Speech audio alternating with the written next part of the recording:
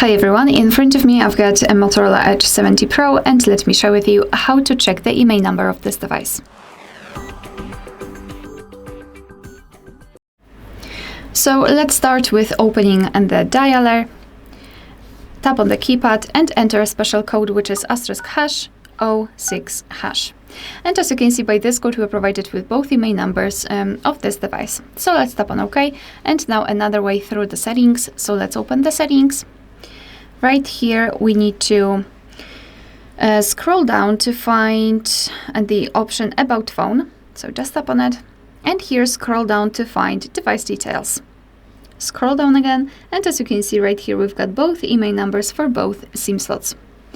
Alright, so that will be all. Thank you so much for watching. Please hit the subscribe button and leave the thumbs up.